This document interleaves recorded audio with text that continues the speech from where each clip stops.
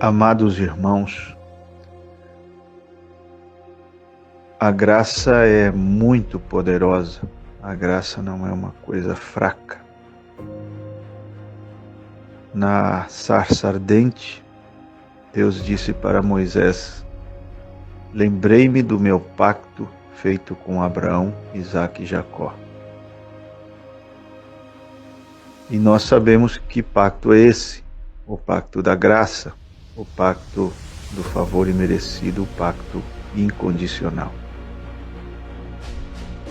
E nas bases desse pacto, Deus agiu e foi o poder de Deus nessas bases que trouxe todos aqueles milagres que acabaram resultando na libertação do povo de Israel da escravidão. Foi a graça que providenciou um libertador, profeta. Foi a graça que providenciou um cordeiro para o sacrifício, que os livrou do anjo da morte. Foi a graça que abriu o mar vermelho, porque até o Monte Sinai, em Êxodo 19, foi graça. Foi o poder do pacto incondicional. Foi a graça que transformou águas amargas de Mara em águas doces, através de uma árvore, que é um tipo da cruz. Uma árvore que Deus mostrou para Moisés. Foi a graça que deu maná antes da lei, foi a graça que deu água da pedra antes da lei também. A graça trouxe todos esses recursos sobrenaturais, essas provisões sobrenaturais. A graça é muito poderosa, ela não é fraca. Diz que o pecado perde o domínio sobre nós quando nós estamos sob a graça e não sob a lei. Então veja que coisa poderosa é até mesmo para a santificação. Em Atos 5, e aqui eu quero falar de uma coisa bem profunda, em Atos 5 nós vemos um casal. Todos nós conhecemos, é Ananias e Safira. Eles subtraíram do valor total de um terreno que eles tinham vendido, e usando de astúcia e mentiras, levaram essa oferta para a igreja. E todos nós sabemos o que aconteceu.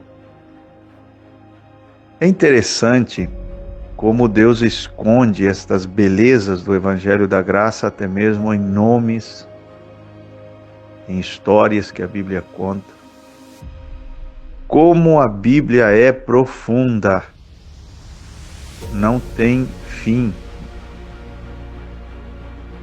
É um livro realmente sobrenatural. Vejam, Deus nos mostra o erro dos Gálatas, o erro galaciano, em Atos 5, por meio deste casal.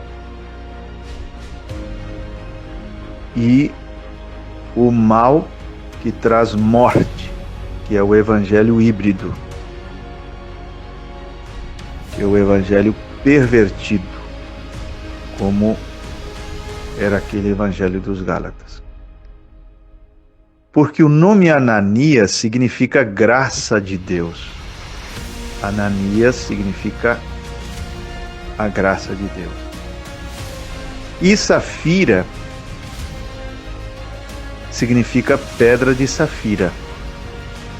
É uma pedra preciosa.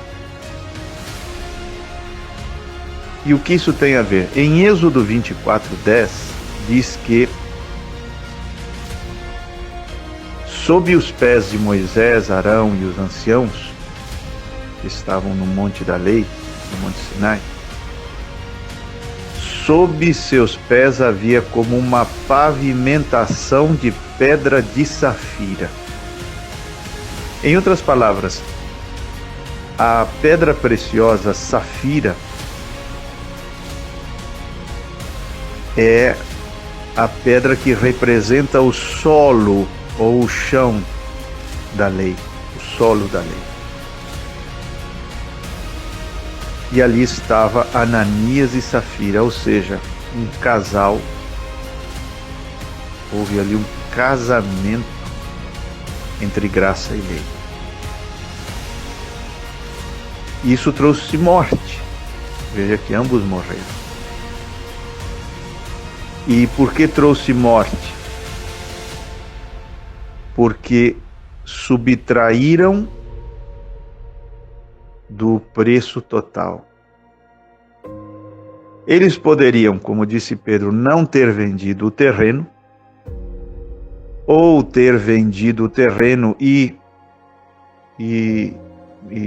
combinar em dar apenas uma parte. Não, nós não queremos dar o total da venda, nós queremos dar só a metade ou só uma parte. Não teria problema nenhum. Mas eles mentiram dizendo que aquela oferta que eles deram era o valor total do terreno. Houve uma mentira. Mas o ponto espiritual é este, na tipificação, que eles subtraíram do valor total. É isso que o evangelho híbrido, que mistura graça com lei, faz. Ou seja, ele tira a glória daquele calvário, daquela oferta de valor total que aconteceu ali no Calvário. Ali onde o Filho de Deus foi ofertado, onde uma obra foi consumada. E quando se mistura lei com graça, se subtrai daquela glória do Calvário, dizendo que a graça não é suficiente, que a totalidade daquela obra consumada não é suficiente, que Jesus não é suficiente, e por isso temos que ter um pouquinho de Moisés, temos que ter um pouquinho de lei. Então se subtrai poder daquela oferta do Calvário, se subtrai glória daquela oferta do Calvário. E caímos, ao ter esse casamento de Ananias e Safira, de graça e lei, no erro dos Gálatas, o que é um evangelho maldito, pervertido. Paulo chamou o evangelho dos Gálatas de evangelho pervertido. E também, vejam que é a única carta que ele profere um anátema, ou uma palavra de maldição. Anátema, maldito. Esse evangelho que mistura graça com lei. Então, vejam que a coisa é realmente profunda e muito séria.